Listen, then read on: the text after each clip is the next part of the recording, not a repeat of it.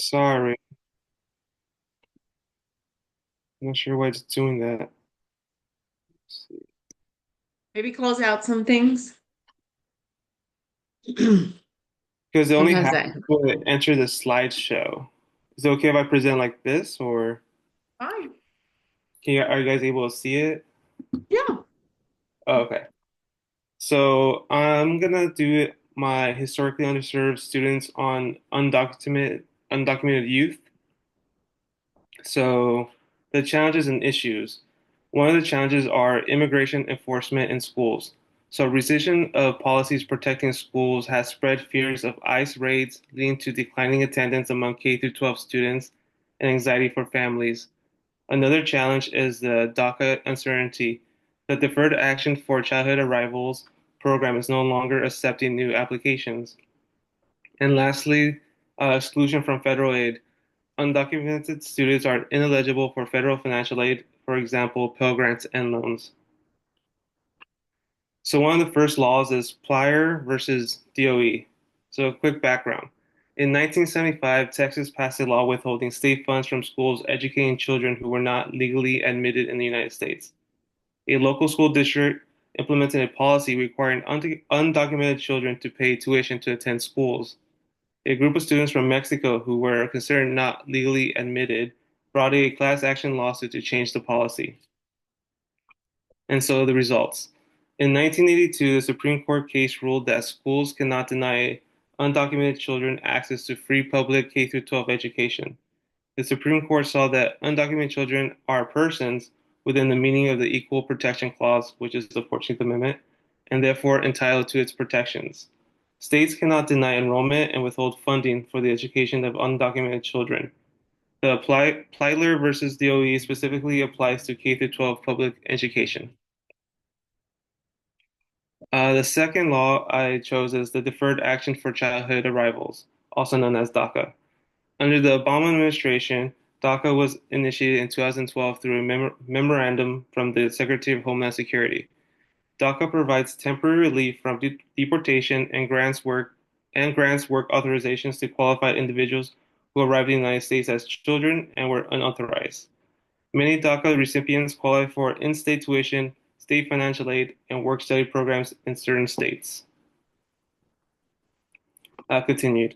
Over 834,000 individuals have been enrolled in DACA, benefiting from the temporary protections and work opportunities. But DACA has faced many legal challenges from the Trump administration to rescind the program, which was blocked by the Supreme Court. However, DACA is currently under a freeze on granting new applicant requests due to the ongoing legal challenges. Program's future remains uncertain. How laws affect mental health and education functioning. With Applier versus DOE, undocumented children are no longer feared deportation for attending school. The ruling provided legal protection which reduced anxiety and allowing them to focus on education. Attending school and making friends helps develop social connections, reducing feelings of isolation. Some students may disengage if they believe higher education is unattainable despite K through 12 access. For deferred action for childhood arrivals, DACA has helped recipients to work legally, helping support their families financially. DACA enabled access to in-state tuition and some scholarships in certain states. DACA allowed undocumented students to pursue higher education, and DACA has reduced fear, increased opportunities, and fostering hope. Laws application as a school counselor. As school counselors, we reassure parents schools cannot deny education based on status. And we also should never share students' immigration status with outsiders, including ICE. Providing DACA renewal resources, examples are United We Dream, National Immigration Law Center, and school counselors can also help DACA students apply for state aid, example, the California Dream Act. And we can also encourage students to come to our offices and having signs saying post-sanctuary school signage to build trust with them. And these are my references, and that is it. Thank you. All right. We have Erica next. Okay, here we go.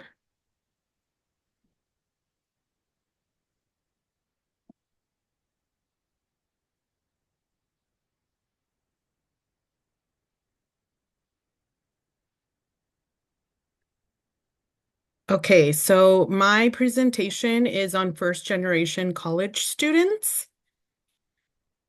First, I'm going to explain what is a first generation college student, which is kind of tricky because in California we have three definitions. So according to Sarah Whitley, the vice president at the Center for First Generation Student Success, there is nothing really clear and centralized. So for the UCs, anyone whose parent did not receive a bachelor's degree or equivalent is considered a first generation college student. In the Cal State system, anyone whose parent does not have a bachelor's degree in the United States. They may have completed some college or associate degree or outside of the US as well. And in the California Community College, they are considered any students whose parents never attended college at all. So the challenges and legal issues are there's three main areas. The psychological challenges is family guilt, is leaving your family for college. Shame, they have the imposter syndrome, the feeling of not belonging. Confusion, the lack of guidance and knowledge on how to navigate the collegiate resources they're not used to, and anxiety over academic achievement and financial worries. There's also academic challenges, arriving unprepared, less confidence than other peers, difficulty navigating the academic system because they've lacked mentors throughout their life, or difficulty dealing with bureaucracy. Some of the social challenges are greater social isolation. They have limited resources, excluding students from campus-based events. Some things as simple as like spring break, they aren't able to participate. Or the stigma and discrimination. They can be targets of prejudice and discrimination due to minority status and lower socioeconomic status. And I included a quote here by, former First Lady Michelle Obama, just because I think that it's important to note that someone at her level was a first generation college student as well. Okay, so some of the laws that we have are the Higher Education Act of 1965. This is federal support for college access. It was created under President Johnson's Great Society domestic agenda. The HEA is a federal law which strengthens the educational resources of our colleges and universities. It provides financial assistance to underrepresented groups, including first-generation college students. And it has also created scholarships and provided low-interest loans to students. There are also under the Higher Education Act are the federal TRIO programs. This is outreach and student service programs. It aims to provide support for students from disadvantaged communities. And there are 8 programs which target low-income students, first-generation college students, and students with disabilities. And it also includes training for staff and TRIO program directors, just so that they also know how to support these students. So the mental health awareness for first generation college students is they experience feeling awkward and lonely. So programs like TRIO offer support to first generation college students who might not know how to ask for help. It also provides tutoring for struggling students, and program directors offer support and follow up with students. And making a difference one student at a time is very important. Having the support from counselors and staff helps students feel worthy and less anxious about being first generation college students. And encouragement is crucial in easing the unknown that the students face. So academic support and resources, what can counselors do?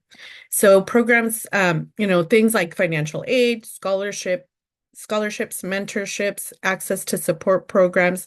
Counselors can connect students with TRIO programs like student support services, which helps first generation college students already enrolled in college. They can provide guidance to federal financial aid, such as Pell Grants or subsidized loans. They can advocate for college readiness programs early on, and they also provide families with workshops on their rights under the HEA and college pathways.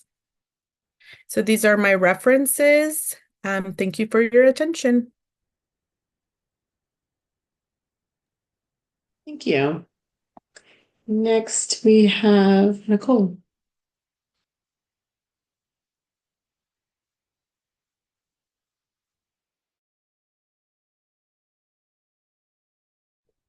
Okay, let me share it.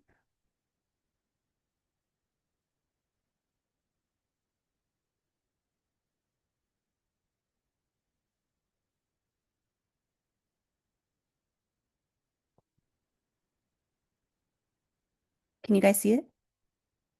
Okay. So I will be presenting about LGBTQ plus youth.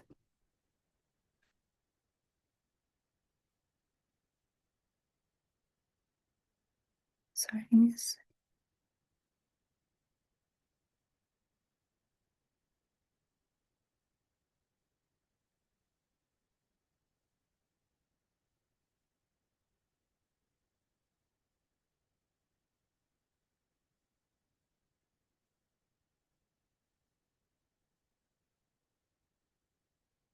Okay, so the challenges faced by LGBTQ youth are that they experience hostile school climates, such as being harassed, assaulted, and feeling unsafe.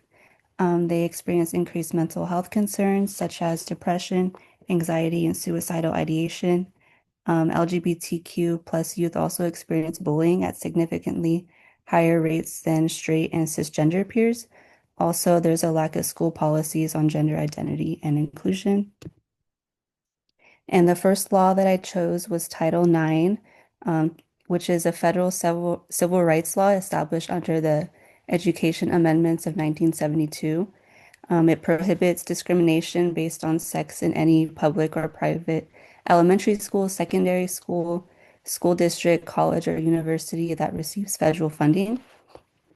The impacts for LGBTQ youth with this law is that individuals cannot be excluded, denied benefits, or treated differently.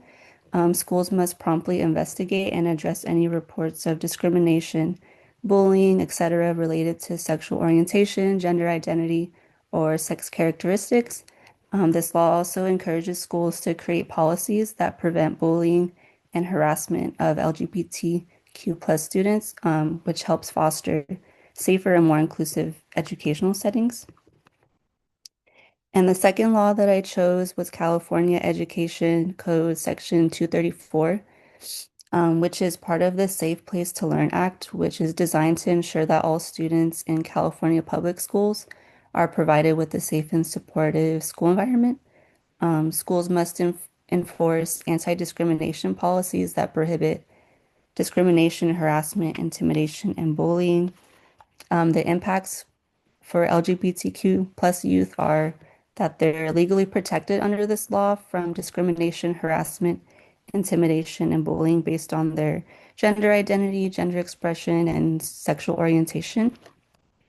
Also, with this law, schools must investigate and resolve reports of bullying or harassment. And by requiring schools to take proactive steps, including staff training and complaint procedures, this law promotes a safer and more inclusive environment. And then how these laws affect student well-being for LGBTQ plus youth is that it improves safety and belonging, which also reduces anxiety and depression and suicidal ideation.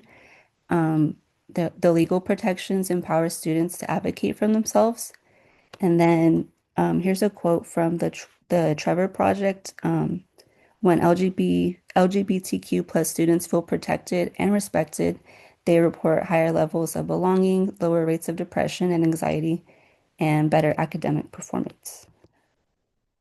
And then the school counselor impact, what school counselors can do is promote equal opportunity and respect. They can also eliminate barriers impeding LGBTQ plus youth. They can advocate for the school counseling program to include policies and language that are inclusive and respectful. They can also be at the forefront for facilitating diversity training for students and staff to raise awareness. And then these are my references, and thank you for listening.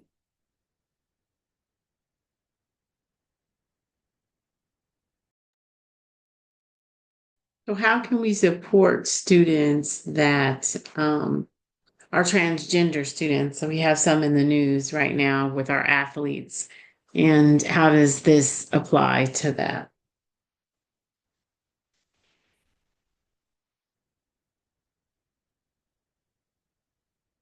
What are some ways that we have some students that are in track and field right now and winning, and they're transgender students, and how can we support them as in high school? And what are some ways that we can continue to do that?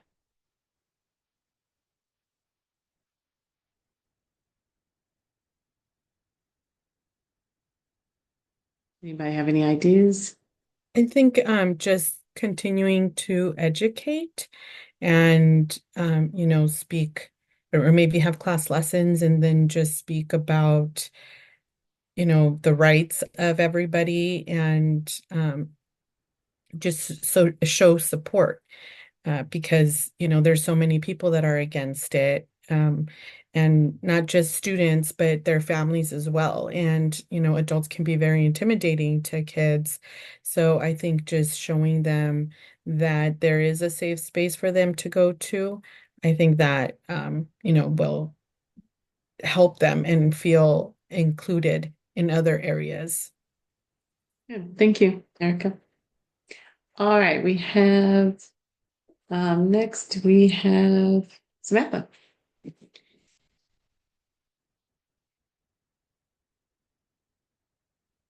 Hello. So for my project, I chose special needs population and some current challenges that special needs students face. Um, I'm going to specifically focus in education here for a second, or for my whole presentation actually, but the physical environment, so lack of ramps or elevators, inaccessible bathrooms or transportation, inadequate funding that impacts special needs education services. Social exclusion. Students with disabilities often face stereotypes, negative attitudes, and a lack of knowledge or sensitivity towards disability issues, and a lack of individualization. So, accommodations can take a blanketed approach, and students with disabilities can be categorized. Also, not having access to proper technology or materials to support the accommodations needed. And the process can be tedious. Getting the right accommodations or appealing to inadequate accommodations can be time consuming and cumbersome, causing students' education to be impaired. So the first act I chose is Individuals with Disabilities Education Act, or IDEA. And the IDEA is a federal law that ensures children with disabilities have access to free, appropriate public education that meets their needs and prepares them for the future. Federal funding is provided to the states to fund special education programs and related services. So some of the main ideas underneath IDEA is free and appropriate education, free or public education that meets the needs of the child at no expense to the guardians. And appropriate education means that students are getting the support they need to reach their academic goals. And then we're all pretty familiar with individualized education programs, or IEPs, but they're curated for students with eligible disabilities to help provide appropriate education. And IEPs consist of students' current level of education performance level, accommodations the student will need to receive for them to reach their goals, and in the least restrictive environment. So that means give special needs students the opportunity to learn amongst their non-disabled peers to the greatest extent possible. And then peer participation, or sorry, parent participation, encourage parents to be a part of the educational decision-making process. Parents can accept or deny testing and special education services, and parents have the right of due process and can appeal in court if there are disagreements.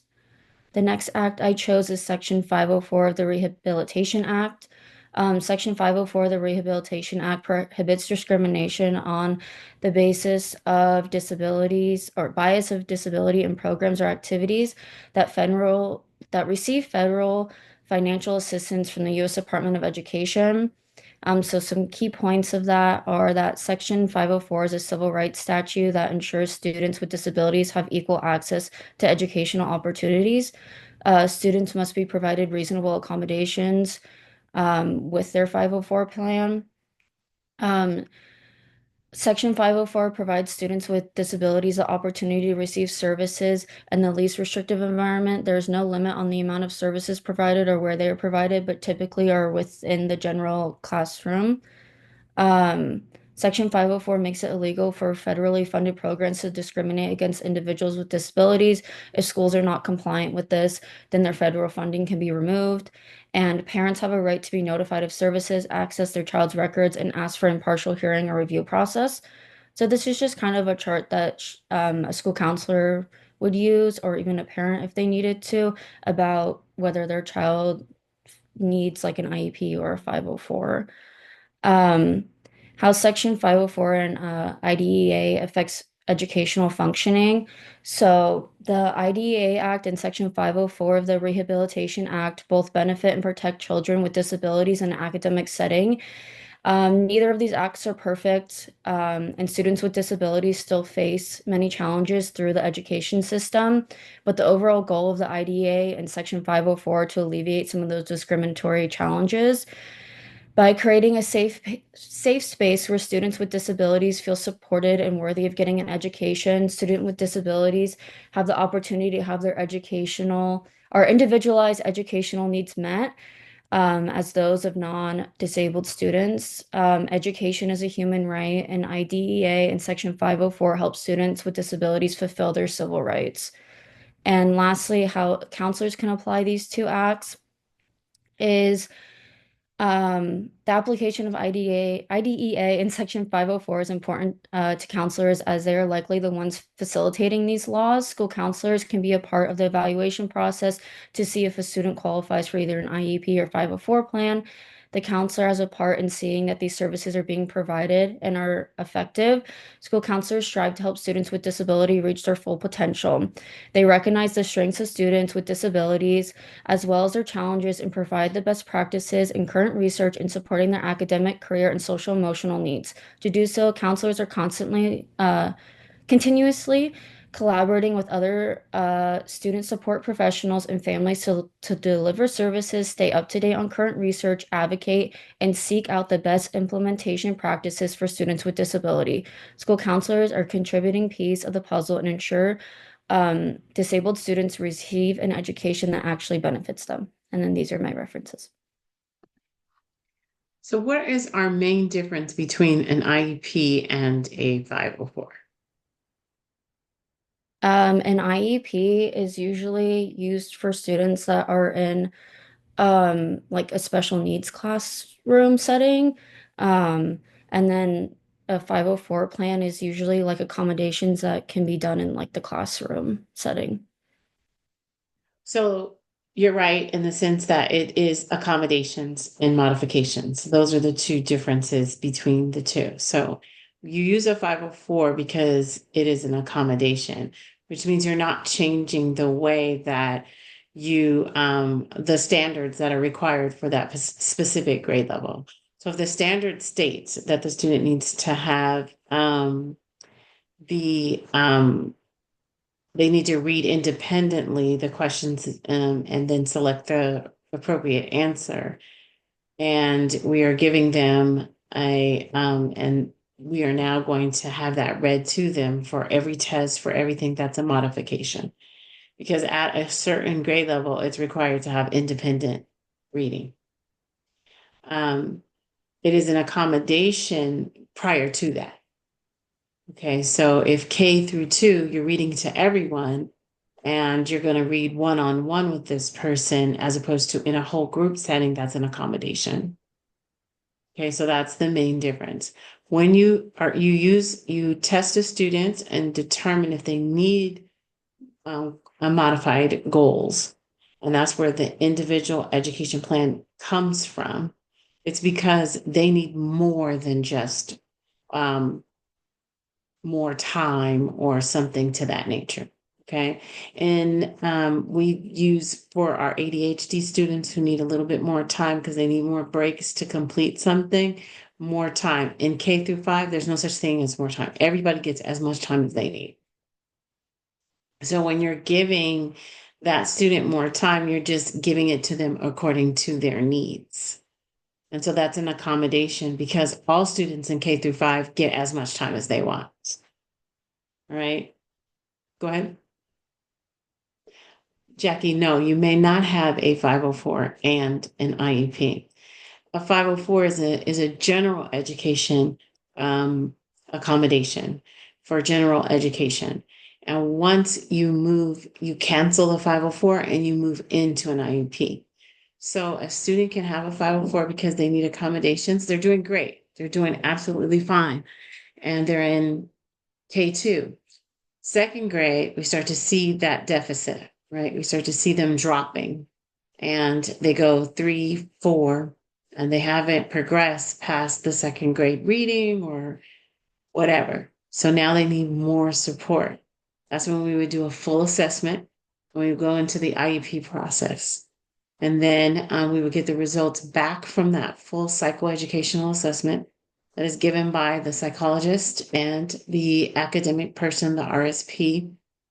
And they come together to make the goals, and they make the goals according to the test results. So a student may need goals in math, in reading, science goals, etc. So, So they go ahead. sorry. No, So the it's okay. IEP starts in second grade. They No, don't. no. There's no. You can have an IEP in kindergarten because you need a speech IEP because everybody comes to kindergarten speaking, and if we don't understand what you're saying, you're going to get an IEP. Oh, got it. Okay. Okay, so if you're not developing your sounds and you're not able to enunciate the words or you're not speaking at all, we would start with a speech observation. The speech therapist is the expert in that area, and the speech therapist would say, "Oh yeah, yeah, the sounds are not coming out. Developmentally, this is where that student should be. This is age 5. This is all the sounds that they should be making, and they should be able to." And the speech therapist gives, and we call it an observation because they do like a preliminary testing with them and ask them questions, basic questions. Now, if they can't make the sounds or they're unable to answer the question, then or they're not articulating well, then they go ahead and say, "No, I need to do a full assessment." And then they go through their full assessment process as the speech teacher only. That can happen many times. And then she'll qualify the student based on speech only because we haven't seen their academics yet. They just entered school, but we definitely know that their speech is not where it should be. Okay, and that's easy to determine. Now, when a kid comes in with I would say it's rare that students are coming in now today with an IEP and receiving resource in kindergarten. Oh, okay. Academic services. And the reason why is because where's their previous exposure? Part of qualifying a student with an IEP is they have to have had time in school. If everybody's first time in school is 5 years old, where is that time? And we have done that. Now, of course, babies are born with disabilities, correct? So they get a transitional IEP. And if that's noticed, and that's noticed at an early age, it's an FSP, and then it turns into an IEP once they reach kindergarten where it's required for them, where they are coming to school. Kinder isn't required still, even though we added TK, it still isn't. So the major difference is you have modifications for an IEP. You have accommodations for an 504. The accommodations are things that will help the student access the general education better. Okay, maybe visual things, maybe it used to be the multiplication chart used to be an accommodation, right?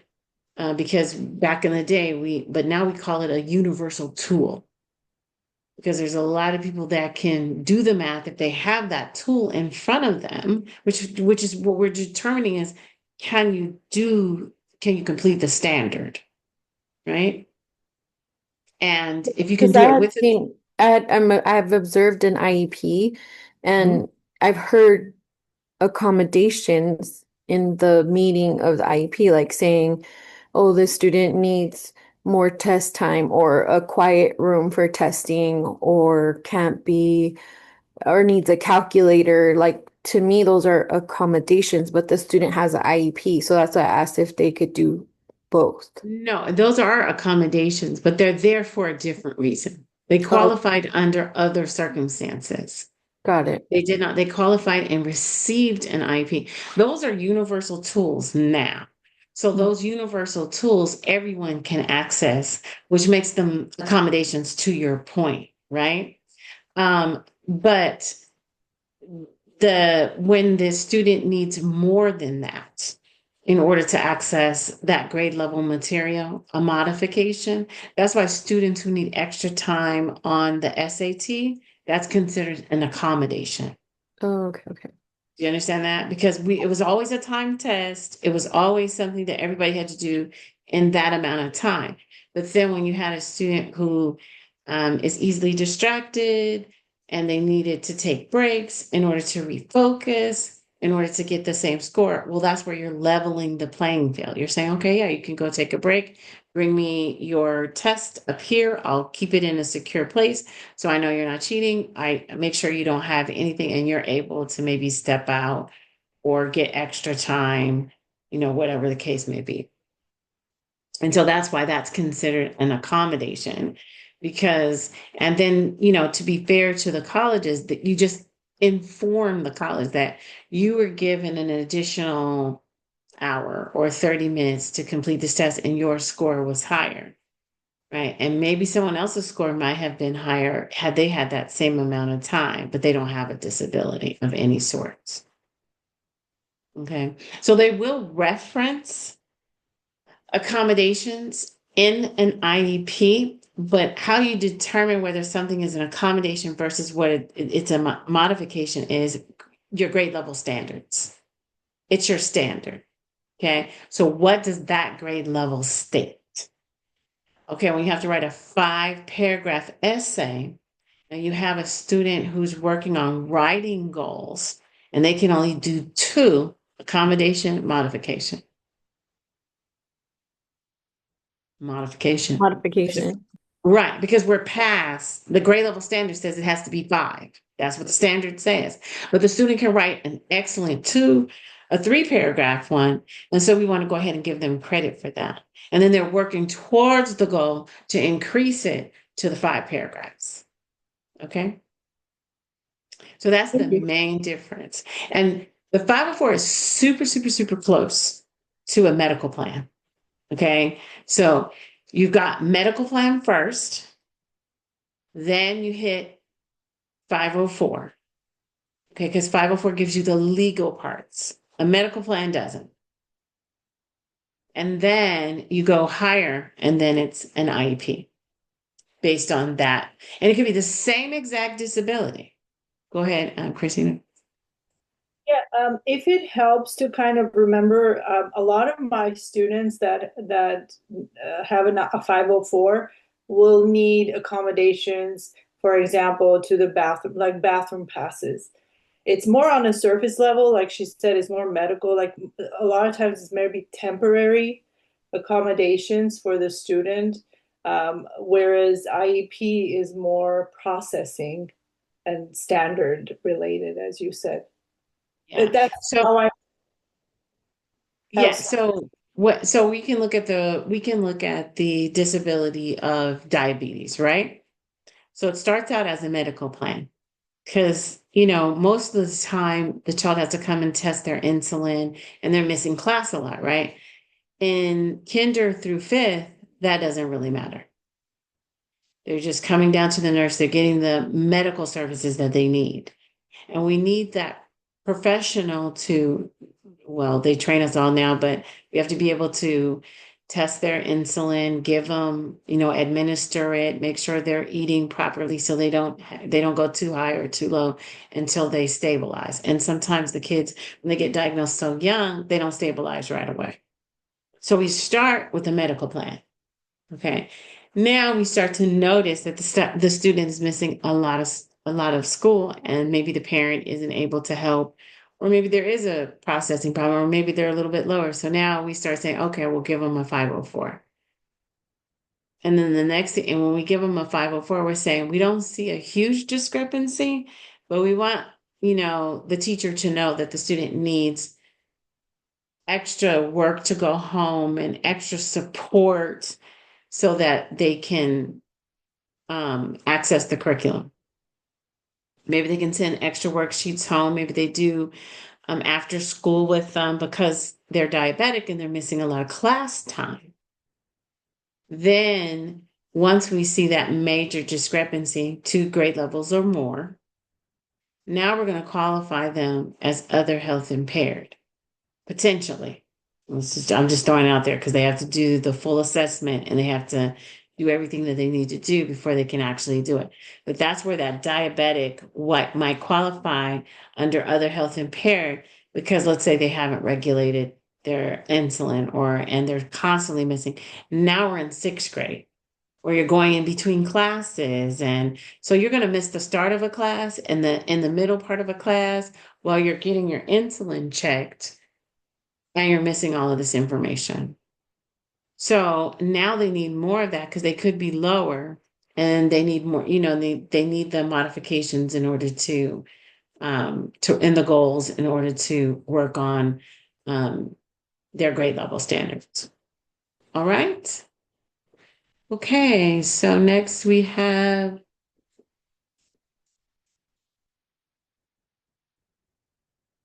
Karina.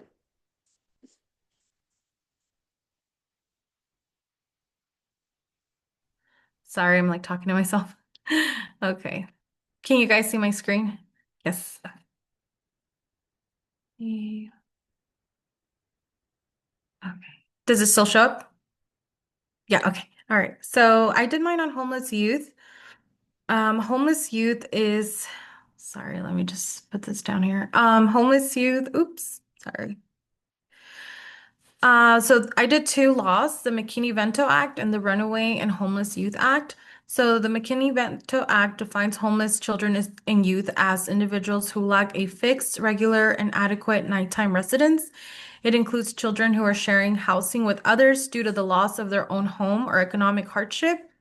It's youth living in motels, trailers, parks, and shelters, youth who live in cars, parks, public spaces, and bus and train stations, migratory children who share the same conditions as homeless youth. The Runaway and Homeless Youth Act defines runaway youth as an individual under the age of 18 who leaves home or their place of legal residence without the consent of a parent or legal guardian. They define the homeless youth as an individual who is unable to live safely with a parent, legal guardian, or relative and who lacks a safe and stable alternate living arrangement. Okay. Don't know what's going on. Sorry. Hold on.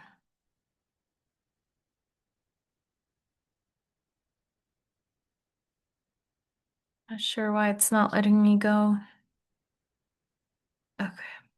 All right. So challenges faced by homeless youth is over 1.2 million public school students in the U.S. experience homelessness annually. Barriers include lack of stable housing, transportation issues, food insecurity, and lack of health care, both mental and physical.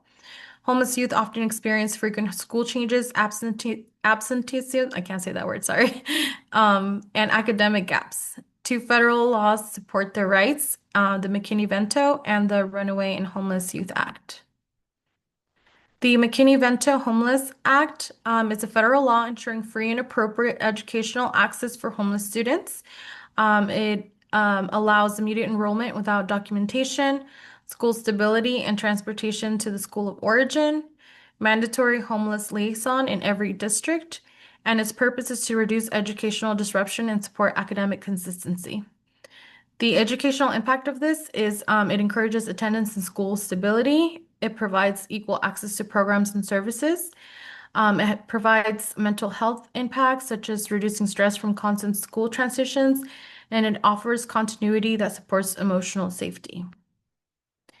The Runaway and Homeless Youth Act, the RHYA, was originally passed in 1974 as part of the Juvenile Justice and Delinquency Prevention Act. It supports youth ages 16 through 22 through community programs. Some of the key programs components are the Basic Center program, provides shelter, transitional living program, housing and life skills, and the street outreach programs, which is prevention and resources. Its purpose is to promote self-sufficiency and mental wellness. The mental health impact of this act is it gives students access to trauma-informed care and counseling. It's supportive environments that foster trust. Educational impact is stabilization, improves readiness to learn. Life skills support transitions to higher education or employment. So how can we use this as a school counselor? For the McKinney-Vento, we can identify students in unstable housing situations. We can collaborate with their homeless liaison and ensure school stability and transportation access. For the RHYA, we could refer students to local RHYA-funded programs, coordinate with shelters and community services, and advocate for mental health support.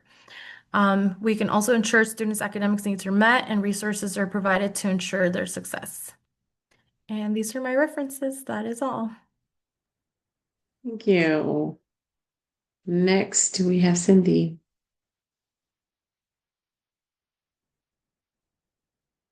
Okay.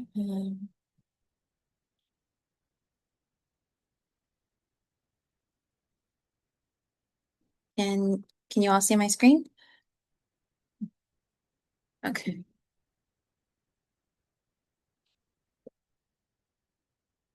Okay. Hello, everyone. I will be, and my presentation will be on undocumented youth. Now, who are undocumented students? Undocumented students are those from a foreign nation that are here in the US without proper documentation. They are students who come here to start anew. So they learn about everything all over again. New language, new custom, adapt to a new culture, all of it. Everything is intimidating for them so there's a lot of anxiety. According to data in 2023, throughout the United States, there are about 408,000 undocumented immigrant youth and adult learners enrolled in schools. These undocumented students face many challenges. What are those challenges? They are levels of anxiety, as I stated, a new world for them. So new language, new culture, new customs, everything. The constant concerns over deportation. So they are constant afraid for their parents and for themselves of being deported. Accessing financial aid support, unable to receive federal student loans, and undocumented youth face many, many social, financial, and legal challenges. However, there are laws that will help with that. Let's dive into those, shall we? Mental health related and educationally related laws.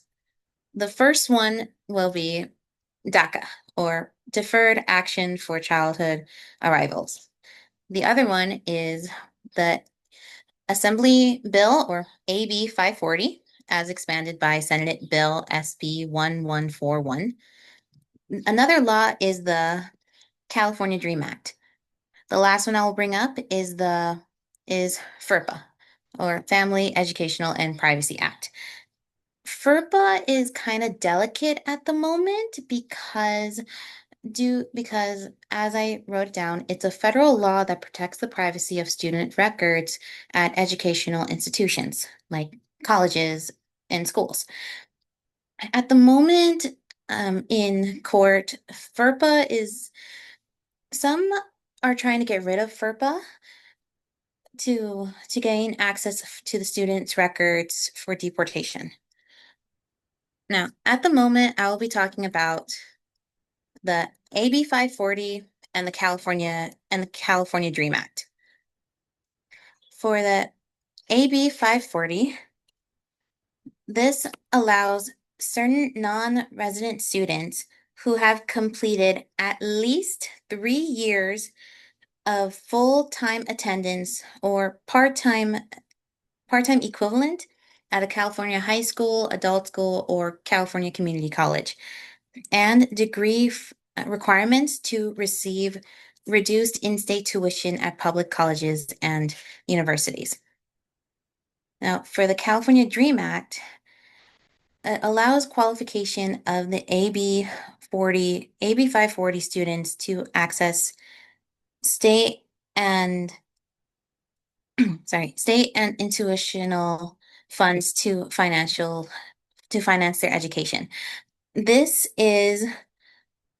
The California Dream Act is basically the financial aid application for undocumented students. Now that I explained these laws, let's see how counselors how these laws affect students. As we know, laws can affect the mental health and educational functioning for many people. For undocumented youth, there are levels of anxiety, as I stated, language barriers, which causes confusion and misunderstandings, fears of deportation. The constant fear will mentally hold them back and raises anxiety. Separation from family members will open new environment for them, along with fear and anxiety. All of this will have a grand struggle for undocumented youth. However, it's not just mental as well as educational functioning. So housing, and with housing, they do not have enough money to pay for rent or anything like that. So, and without a work permit, they cannot support their families. How do school counselors apply these laws? To apply these laws, school counselors have to help parents by teaching them about the American educational system. As I stated, they are new in the US, so they don't understand how the educational system works here. It's very different. So by teaching them this, they can be more involved with their children to help understand how the schooling works.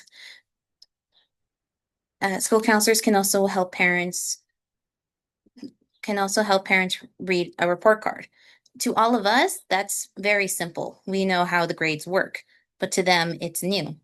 Teaching them the letter grades and everything, as well as how S, E, and U work, it will allow the parents to know if their child is struggling with a subject, and they will help them in any way they can. It's also important to stress about attendance, because the more the youth attend school, the more education they obtain, and that means more roads open up for them in the future. Parent-teacher conferences are also something school counselors should inform parents, because this allows parents and teachers to communicate and work together for the new generation. Now, school counselors should not offer legal advice, but we can offer information on legal rights, on parents' legal rights, and connect them with organizations on immigration legal issues. Another way to help students is with this document that I found, the top 10 ways to support undocumented students. It adds more help and shows ways of how to, as it says, support. So by engaging with an open mind, create a safe space, involve parents, and to create spaces for storytelling and creative expressions. These are my references. Thank you for listening.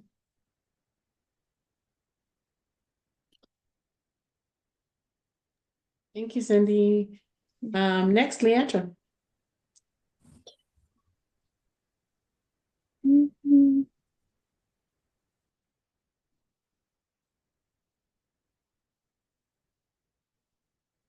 Okay. Sorry, give me one sec. I've never shared my screen before. There we go. Can you guys see it? Yes? Okay.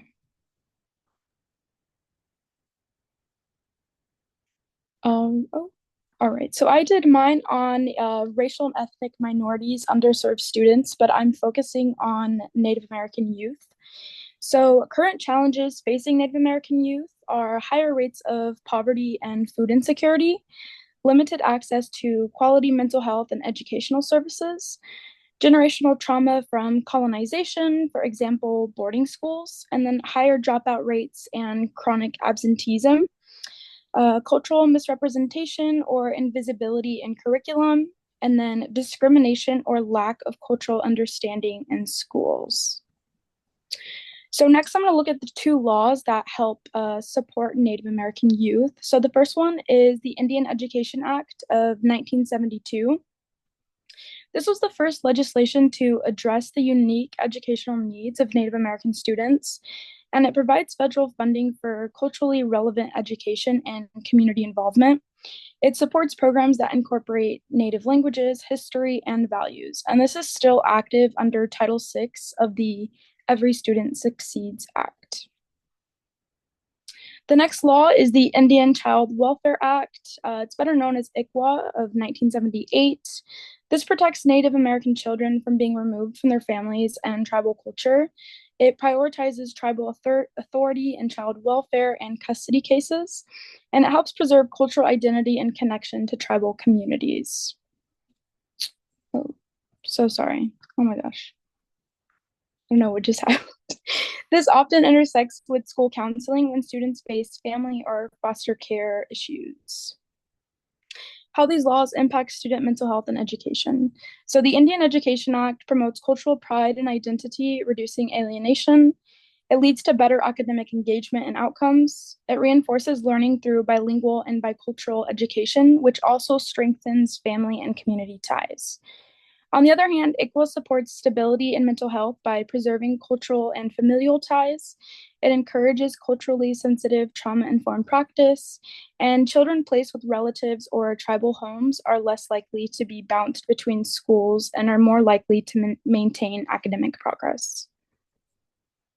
So the school counselor application of these laws would be to advocate for culturally responsive curriculum and inclusion of Native perspectives, partner with tribal liaisons or cultural mentors to support students, facilitate mental health referrals that honor students' cultural backgrounds, ensure families are aware of their rights under ICWA, and collaborate with tribal representatives when appropriate. And lastly, just creating safe spaces for Native students to express their identity and experiences. In conclusion, Native American youth face unique historical and ongoing challenges. Laws like the Indian Education Act and ICWA offer protection and cultural affirmation. As school counselors, we must be advocates, cultural allies, and connectors to the community resources. Supporting Native youth means honoring their identity and actively removing systemic barriers. And these are my references. Thank you very much. I'm trying to see how Thank you. stop sharing. Next, Janet.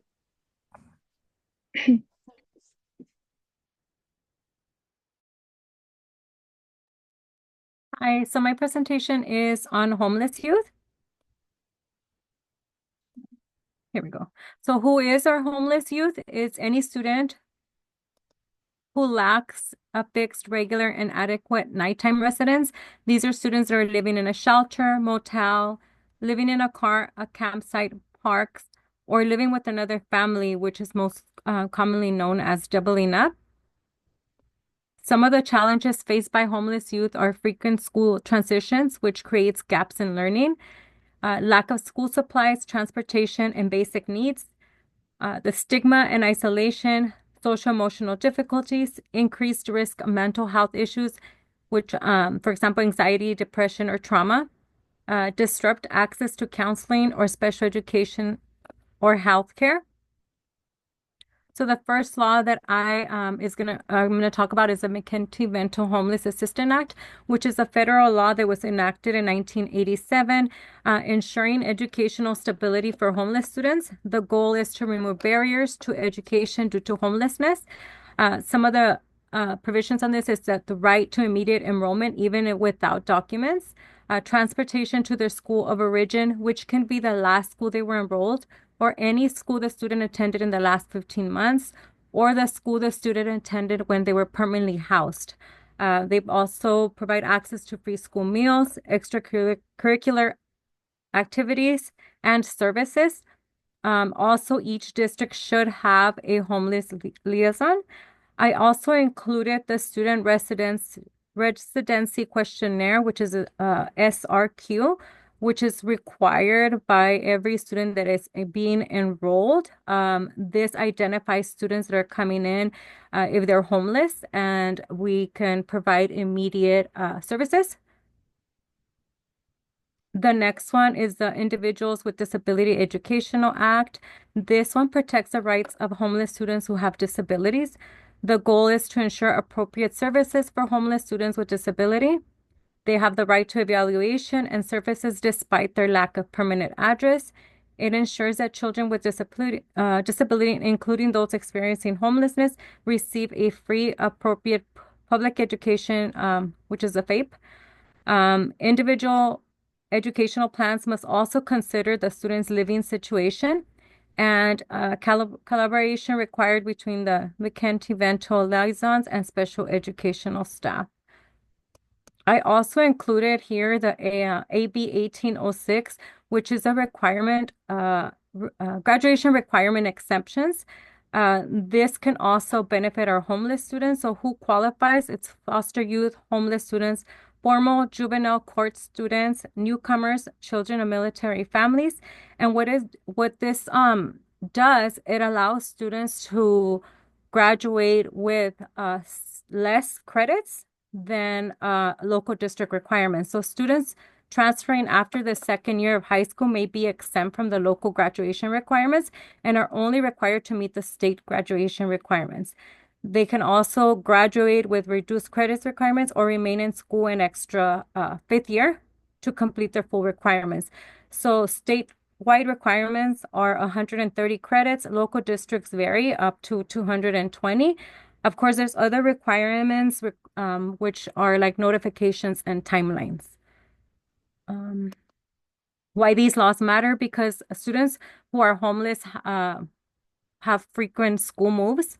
They miss school days. They lack basic needs such as food, clothing, safety, emotional and mental health stress, and it closes the learning gaps. These laws are there to provide stability, access to education, support, and provide advocacy for our students. How school counselors can apply these laws: they can identify homeless students early through the enrollment forms or referrals, such as that SRQ form, collaborate with homeless liaisons to ensure services and accesses, provide mental health support, trauma-informed counseling referrals,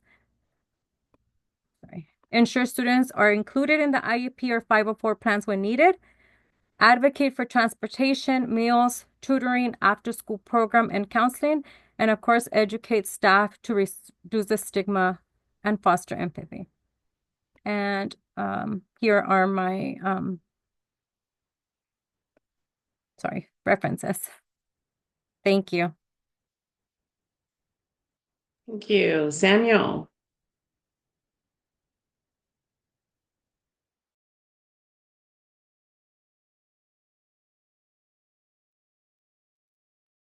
Oh, whoops. No. Is everyone able to wait? Oh, is everyone able to see this? Hello, everyone. My name's Samuel, and today I will be making my presentation on supporting LGBTQ plus in the role of a counselor. Sorry. So current issues with the LGBTQ plus youth is they face a lot of discrimination and harassment, a lot of bullying, physical threats, and verbal abuse. Also lack of support, not being accepted for their sexual orientation or gender identity. This can fall under their parents or even their peers. This also leads to self-isolation, which also leads to mental health. They are higher risk of suicide, substance abuse, and depression due to the lack of support and the discrimination and harassment. The first law that would like to talk about is AB 1955, or California Safety Act. It prohibits schools from forcing staff to notify parents about a student's sexual orientation or gender identity without the student's permission. Basically, it ensures that the LGBTQ plus students have a safe environment where they can trust school personnel. It protects the privacy of the students, prevents forced outing, protects school personnel from disciplinary action. So how does this law affect student well-being? It reduces the risk of trauma from being outed without consent, gives students control over their identity and safety, builds trust between students and counselors as well. The second law I would like to talk about is Seth's law. So basically this law I think was passed in 2011, the year before Seth Walsh had committed suicide because he was being bullied for his sexual orientation. Basically, the law strengthens anti-bullying laws by requiring California public schools to address bullying related to sexual orientation and gender identity. Schools must have policies protecting students from harassment based on LGBTQ plus status. It requires a clear process to investigate bullying incidents. Also, it promotes safe school environment for LGBTQ plus youth. So implementing the California Safety Act, by upholding student confidentiality unless legally required otherwise, advocating for district policies that protect LGBTQ plus rights, and by supporting students in developing self-advocacy and resilience. So applying the Seth's law, lead anti-bullying initiatives that addresses LGBTQ plus issues, train staff on recognizing and addressing identity-based bullying, and providing a safe space for group counseling for LGBTQ plus students. In conclusion, LGBTQ plus students face significant mental health and educational challenges due to discrimination. And both the laws provide privacy rights and anti-bullying measures that promote student safety. School counselors must actively implement these laws, foster inclusion, and empower LGBTQ plus youth. And then these are my references. Thank you. Thank you, Samuel. Next, we have Amanda.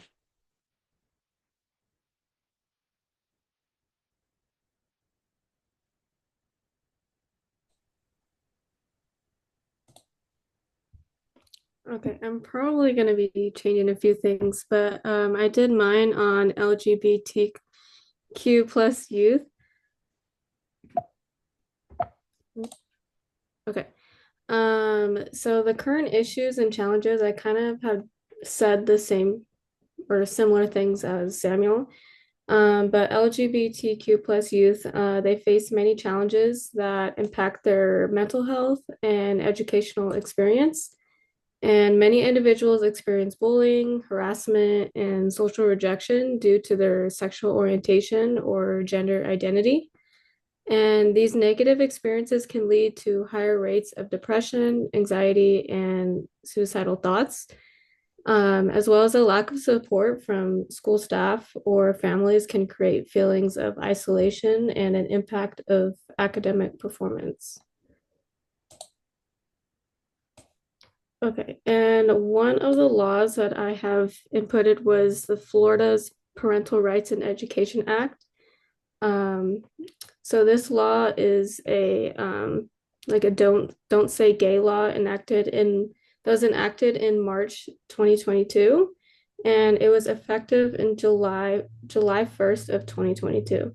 So this law prohibits classroom instruction on sexual orientation and gender identity from kindergarten through third grade in Florida public schools. And as of in April 2023, the Florida Board of Education decided to expand the ban to include grades 4th through 12. Parents had the option to opt out of sex education lessons to exclude their children from, as well as other specific requirements set by the state. So this law reduces information and support for LGBTQ plus students and increases feelings of isolation, anxiety, and depression. Sorry to cut you off, but we can't see the slides that you're presenting. Oh, well, thanks for saying something. Uh, okay. Oh, I don't know why.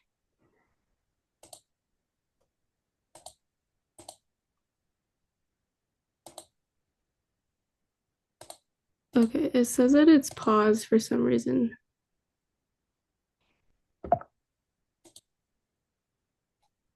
Is it like on the front page? Yes. Yeah.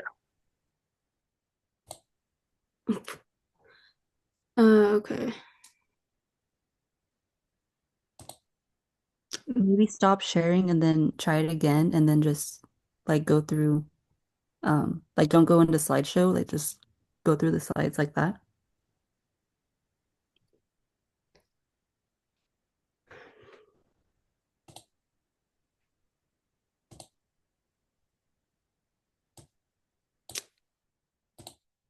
Oh, sorry.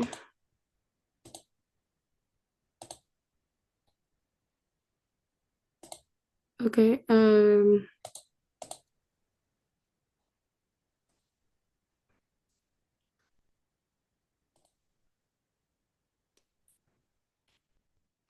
it's not even like allowing me to stop. Oh, wait.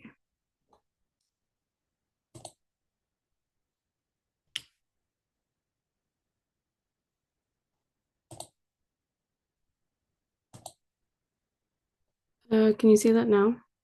Yes. Okay.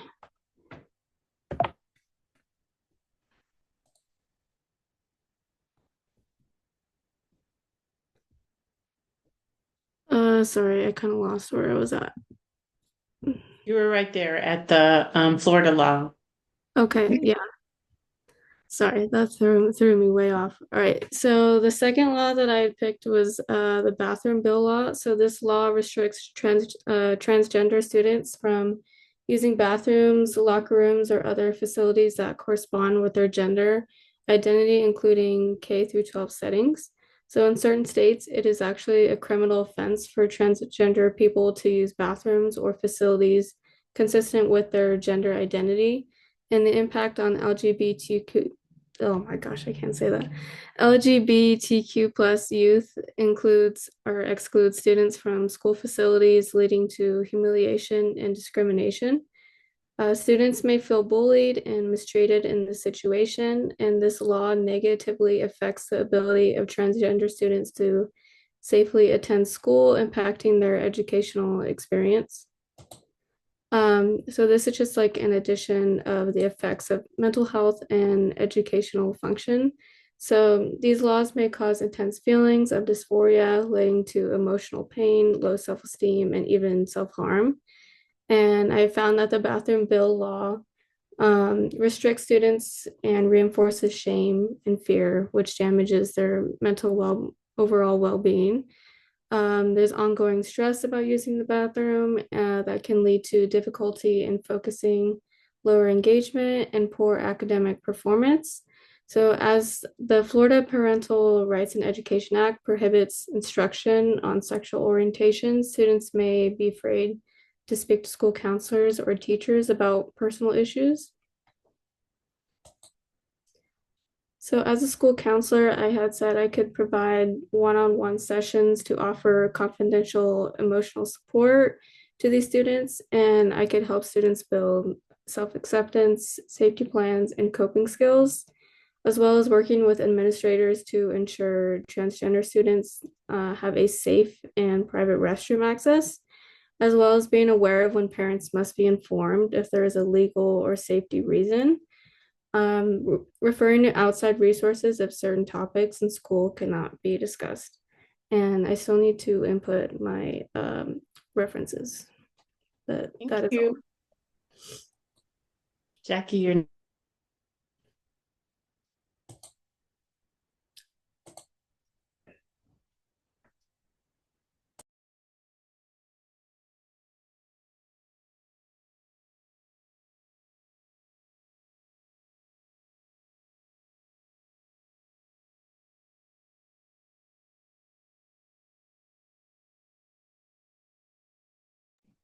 Okay, I'm talking to myself. Can everybody see my screen? Cool. So I did my presentation is going to be on the foster youth. Foster youth hold a special place in my heart. As a registrar, I do see how they can be impacted and are definitely underserved. So the challenges faced by foster youth is that they have frequent school changes, which disrupt their academic process. There's a high risk of mental health issues like anxiety and trauma. There's a lack of stable adult support and advocacy in school settings, and they often face a stigma. Sorry, did I click off? Can you, whoops. Law number one that I picked was the fostering connections to success and increasing adoptions. This supports educational stability by requiring schools to keep foster youth in the same school when possible. I've seen where we've worked with social workers to ensure transportation, even if they live like on the other side of town, the state can provide transportation to the school that foster youth would like to remain in if that's possible. Ensures better coordination between child welfare and education agencies. Having that open line of communication with your social workers on campus is also a way to increase their success. Promotes access to tutoring, counseling, and other services.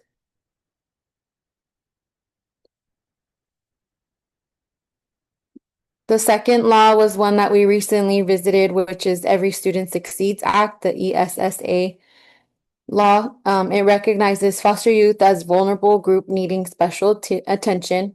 It requires states to develop plans to support foster youth academic success, and it provides access to mental health services and educational support. The impact of these laws on the foster youth is that it improves educational stability and reduces school changes. It increases access to mental health counseling and academic support, a supportive school environment that addresses trauma and the learning gaps. Basically, as counselors, what we want to do is try to bridge those gaps and not have so many missing credits, preventing them from like moving on to the next level. Application as school counselors. So our key priorities as school counselors is going to be to advocate, collaborate, and provide services and monitor progress. By advocating for these students, we are advocating for their rights to remain in their school under the Fostering Connections Act. We're going to collaborate with child welfare agencies, social workers at school, and educators for coordinated support. So we want to keep in touch with the teachers and see where it is that they need most support. Provide services and monitor progress. I think that's going to be the most useful tip for us as future counselors, where we're providing counseling and we will connect the students to mental health services and provide other resources.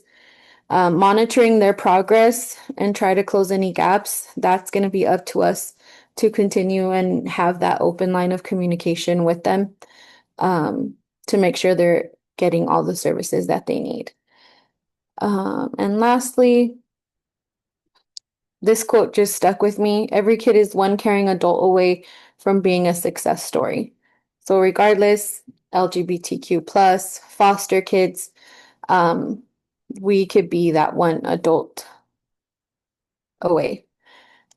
Here are my references, and that is it. Thank you. Next, we have Christina.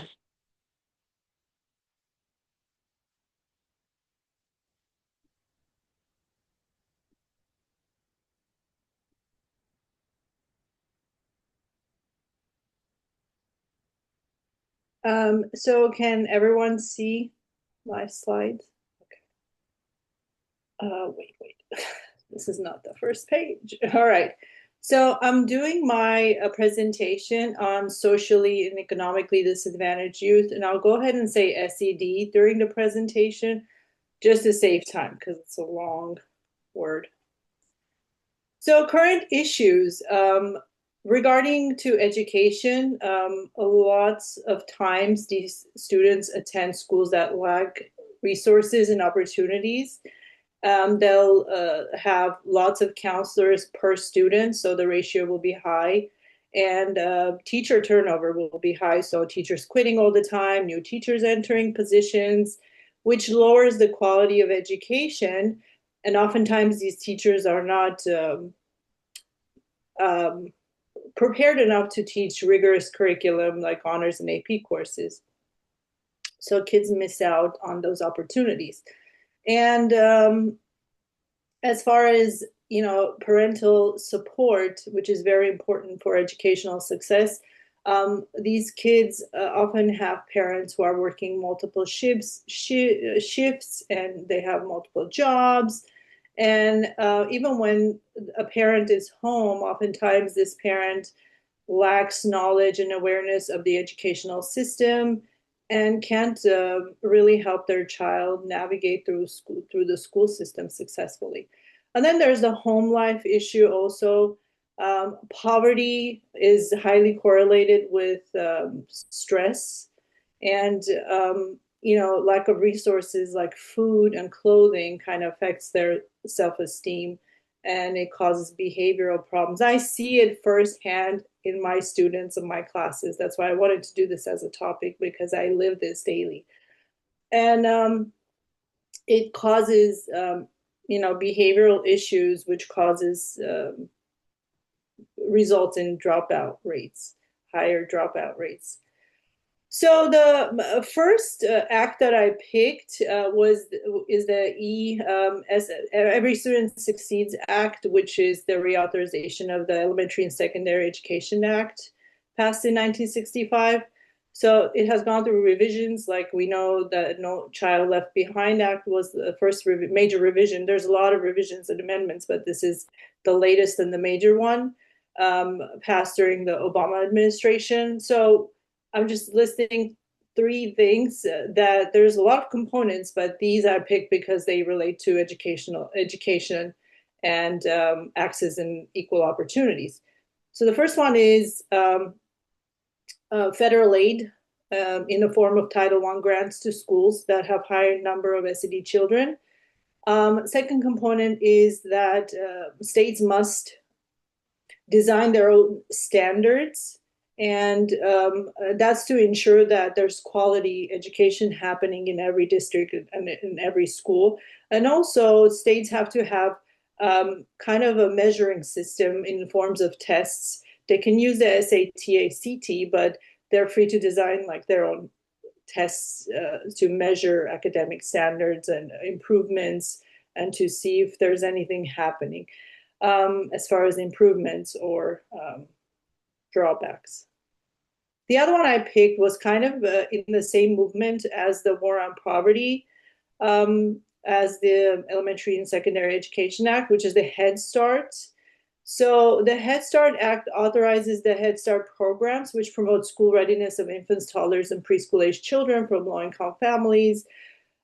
So these centers offer early literacy skills, books, toys. They encourage exploration and curiosity, meal, snacks, naps, which help reinforce routines, healthy habits, and train teachers that are aware of childhood, that have a background in childhood education, and they help to create an environment that fosters learning, which most of these kids lack back at home in their household.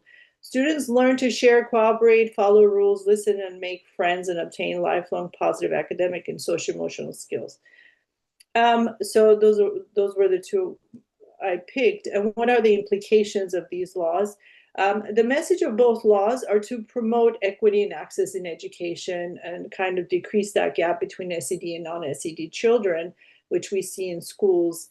As a counselor, I will work hard to promote this message by advocating for equal opportunities and access by being vocal and raising concerns about the need for rigorous advanced courses like AP and honors courses, and encourage students to enroll in those courses, make sure that they're informed, and encourage them as much as I can.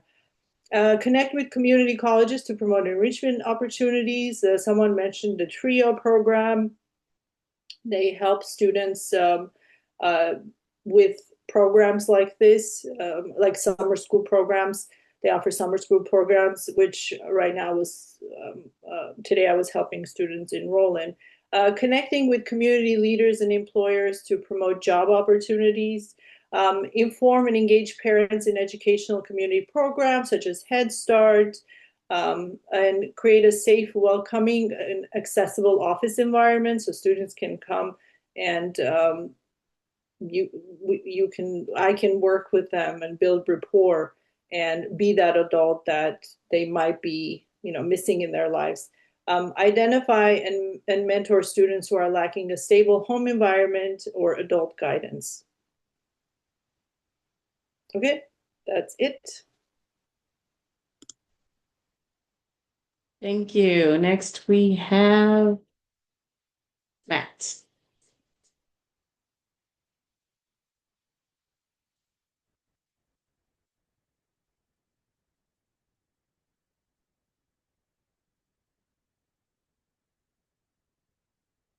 Can you guys see that by any chance? Hello? Yes. Can you guys see the slideshow by any chance? Yes. Awesome. All right, so I did my presentation on special education students. So some of the challenges and issues that special education students face are lack of resources and funding, lack of intervention and accommodation, misinformation, academic stigmatization, which usually comes in the form of school faculty or teachers undermining the students' capabilities or potential, and social stigmatization, which often comes from their peers in the form of bullying or isolation. So one of the first laws I wanted to discuss was the Individuals with Disabilities Education Act, also known as IDEA or IDEA. So in 1975, originally the Education for All Handicapped Children Act, EHA, was enacted, and it was reauthorized and renamed to the Individuals with Disabilities Education Act in 1990. So these acts focused on key points such as equal opportunity and funding for students with disabilities, free and appropriate public education, also known as FAPE, least restrictive environment, which means that students with disabilities are to be educated amongst general education classrooms and their peers when possible. And this is, of course, in consideration with their special needs and accommodations. These acts also called for the utilization and creation of the individualized education programs, also known as IEPs, which I'm sure many of you are familiar with. It's a collaborative written plan that outlines the student's educational and behavioral goals, accommodations, and services. And it usually requires a special education teams that could include teachers, therapists, counselors, and of course, their parents. The act also called for early intervention for qualified infants and toddlers, and these acts of interventions were for toddlers and infants who are at risk or that have developmental delays or disabilities. Second law I want to discuss was the Rehabilitation Act. So the Rehabilitation Act of 1973 is often referred to when discussing topic of discrimination within employment on the basis of disability. Within this act, Section 504 specifically prohibits discrimination in programs and entities that receive federal financial assistance. This would, of course, include public schools, as public schools and programs are federally funded, and thus students with disabilities within these institutions are required to have equal opportunity and special education services. So as school counselors, we need to, when considering the presence and attendance of special education or special needs students, we should be advocating for the educational experience of special needs students. We should inform the parents of the rights surrounding the special needs students, and we should inform the parents of their own rights in the involvement of their child's education, such as their involvement in IEP meetings. Furthermore, we should be collaborating with a full staff, which includes, as I said previously, therapists, teachers, parents, and any other stakeholders in the students' lives in the creation and implementation of these IEPs.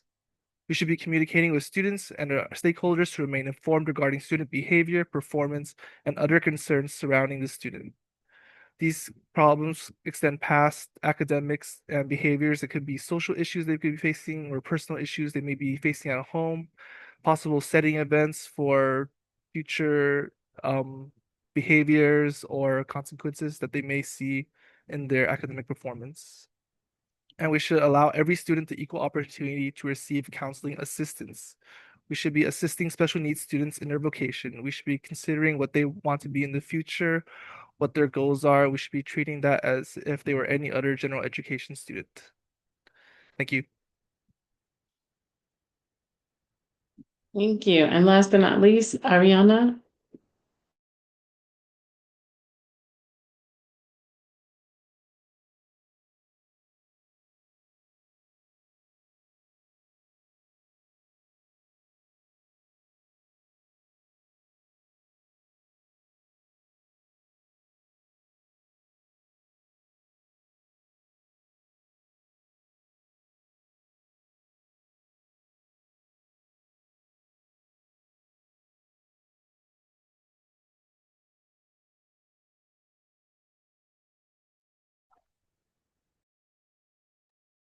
Okay, I'm going to be presenting on racial and ethnic minorities.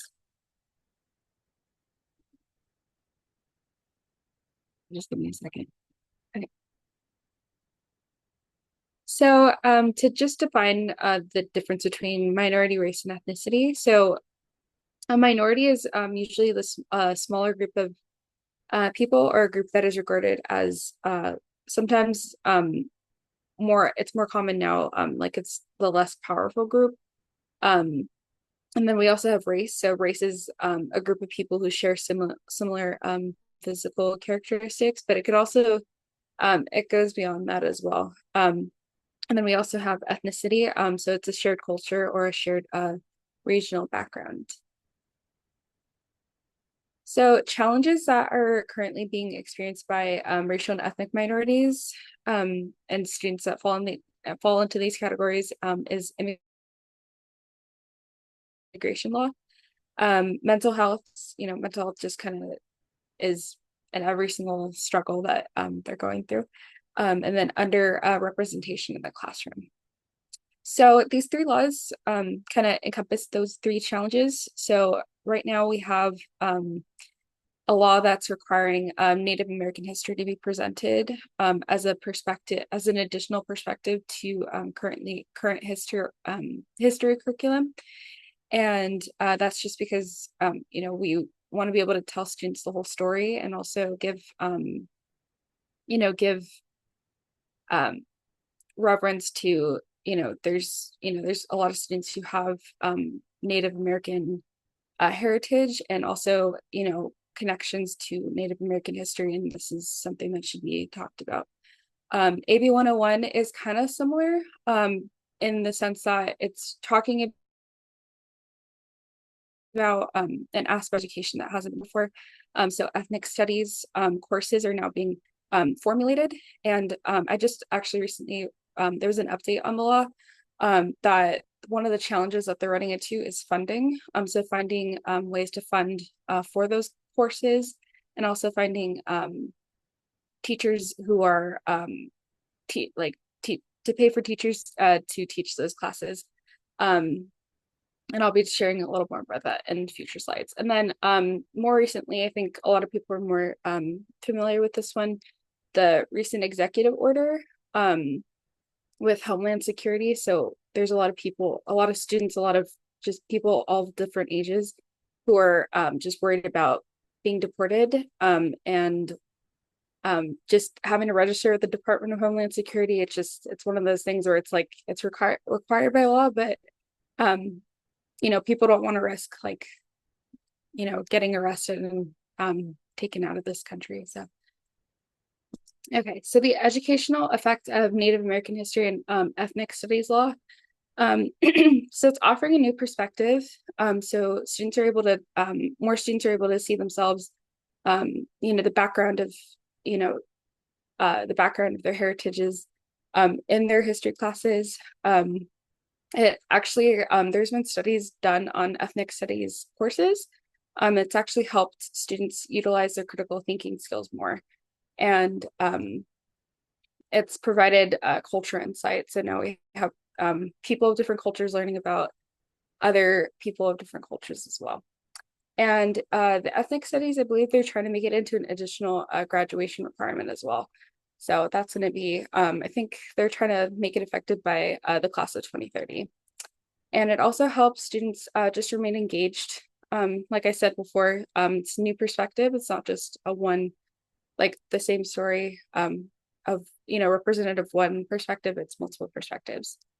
And there was actually a study done by Professor D at Stanford, where he saw that their grade point average actually went up when they were taking ethnic studies class. And then the mental health effect.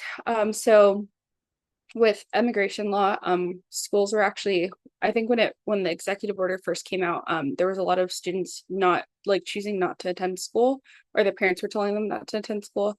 So it was actually decreasing attendance because the fear of ICE showing up on their campuses. It was just as kind of a mess. And then additionally to that, there was also students not wanting to apply for FAFSA because they didn't want to identify themselves as DACA, and it's a mess. And then also added concerns about affected family members. So if you have students who are undocumented or they have family members, it's just causing another stress factor on top of them. And then, fear of being removed from the community, increased emotional behavior problems, because it's kind of something that's out of their control.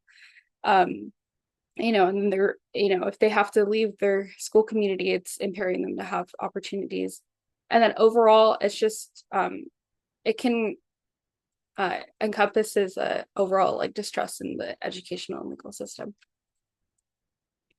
So as a school counselor, things can change over, once we're school counselors. But I think it's important to, for me as a school counselor, to validate any concerns of students, any concerns that students have and any interests that they have, and to continue to assess the school's needs to see if those are, if there's a way that we can meet students where they're at. And also knowing what is being taught in the classroom. So if there's something that, if we know what's going on in the classroom, it does help when the students do come to us and talk to us about, if they're having challenges or if they're, they don't understand why something's being included or if any accommodations that they need. And then also formulating an inclusive school counseling program. So our duty is to serve all students, every single student of every background, any, from where they, wherever they come from. It's just really important to make sure that we're including everybody and that we're meeting the needs that are being presented to us.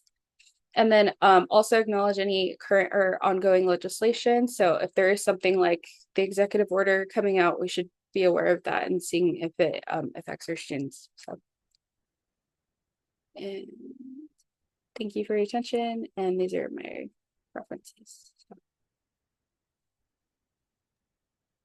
Thank you, everyone. Thank you for hanging in there for the extra 10 minutes. And I'm sorry we went over. I just kind of touched some bases.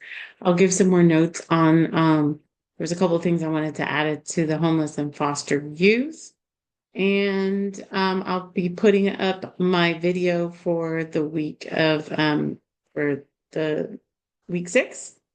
And you have your final 2 assignments that are due, right? I'm available if you have any questions or concerns. Other than that, have a great evening. Bye, thank you. Thank you. Thank you. I have